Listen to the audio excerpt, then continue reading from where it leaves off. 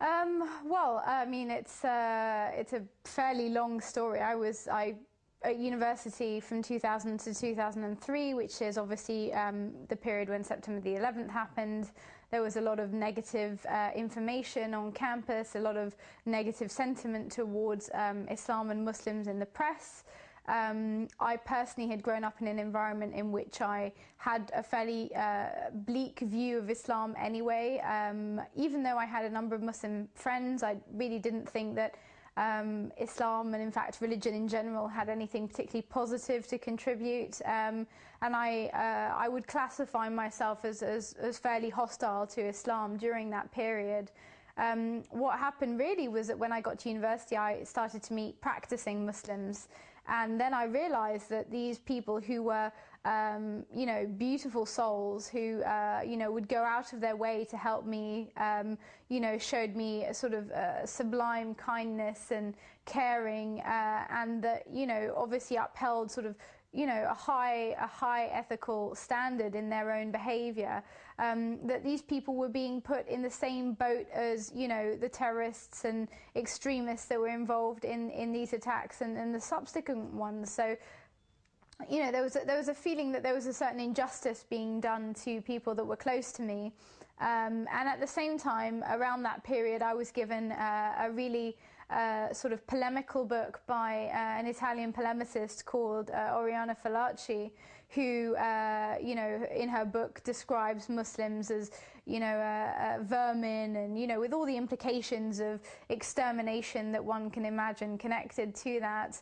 And it really struck me, I think, at that stage that, this was serious. I'd grown up reading literature from Holocaust survivors. I remember, some of my favorite books, were stories of people who'd survived the Holocaust, and the idea that, the language that was being used about Muslims was, for me, increasingly close and quite worryingly close to that sort of language. And I suppose what really happened was I sort of decided I couldn't remain neutral anymore on this issue of Islam. I didn't really feel informed enough to make an informed decision, as it were, about how I felt about the faith, and I decided I had to do some research and decide, where I myself stood on this issue of, is Islam this, terrible influence in Europe that we need to, sort of marginalize and limit, or is it in fact, a positive force which, like most religions, if not all religions, encourages people to try and be better citizens, better people, better human beings. So that was the crux of my journey, really. People sort of say, oh, you changed your religion, and I usually say, well, actually, I don't know if I really changed it as so much as I affirmed it.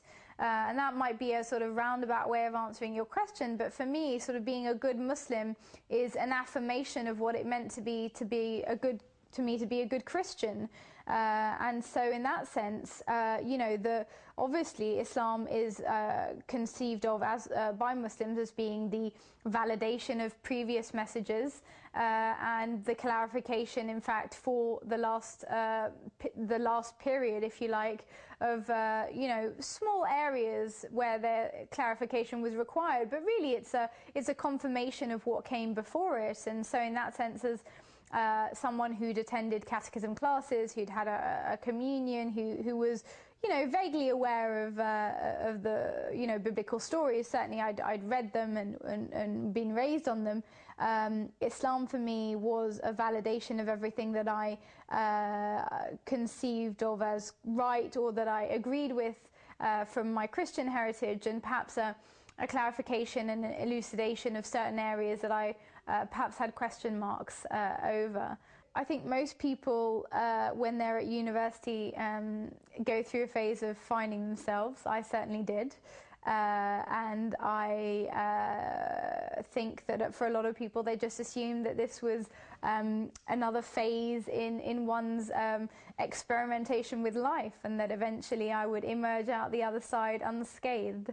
Obviously, I realized myself at the time that this wasn't anything like the sort of dibble-dabble into different lifestyles, different ways of thinking that one experiments with at university. It was something much more consistent and much more sort of profound, really, than that. And I think obviously initially there's a lot of surprise, a lot of consternation, a lot of confusion, obviously, because people don't understand what Islam is about. Most people's understanding of Islam is informed by the media, is informed by negative press, which abounds.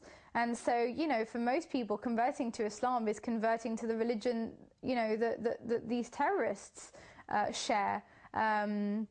And of course, it takes a lot of explanation, a lot of sort of discussion to clarify that actually, my research into Islam led me to realize that these people had their actions were completely disconnected with the message of Islam, and that in that sense, when one converts to Islam or one is a Muslim, there is a huge schism. There is a huge gap between us and these people, because I mean, I'd like to say we don't subscribe to the same worldview.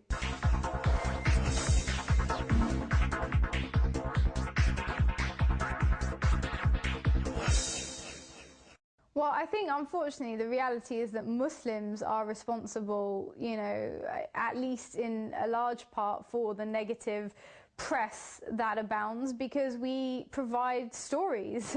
Were there no material, there would be no story. And sadly, there are a great many Muslims out there who are portraying a very negative image of Islam, and not just, the terrorists. There are also Muslims behaving in ways that are completely at odds with the message of Islam. And of course, this is then propagated as a representation of Muslims and the message of Islam. And of course, that presents a very distorted picture for people who already had heightened concerns. If you can imagine, in the sort of post 9/11, 7/7 climate, there was a lot of, and there is still a lot of, fear and confusion. And then in addition to that, you have sort of Muslims behaving badly, if you like, in other areas, which reinforces this idea that Islam has only negative things to contribute to society, that it is a problem.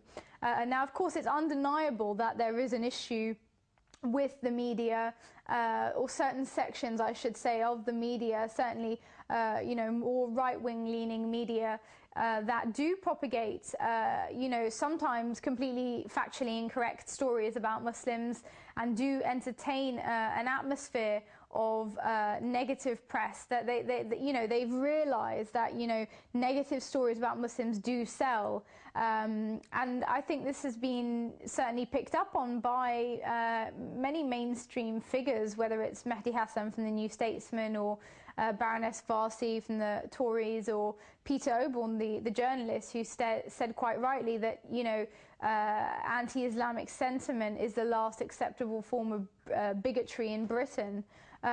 So clearly it is a problem. It does exist, but I think it's important that Muslims realize that we do have issues within the community, serious issues that need to be dealt with, and whether the media spotlight is shone on them or not, we should be tackling them. I think the reason that they talk about, Muslim or Islamic extremists is because, unfortunately, the extremists at hand do claim to be inspired by, Islamic precepts when they act. They do claim to be quoting, sources that, reference Islam, or they, quote disjointed or decontextualized passages of the Quran. So, they themselves do claim to be acting in the name of Islam. I think the right-wing press certainly has a huge part to play for, in presenting perhaps a disproportionate attention to the Islamic label, if you like, and perhaps not being so even-handed in the presentation of other stories. But certainly I read an article in The Guardian today about the burning of a mosque in the West Bank, and it referred to Jewish extremists.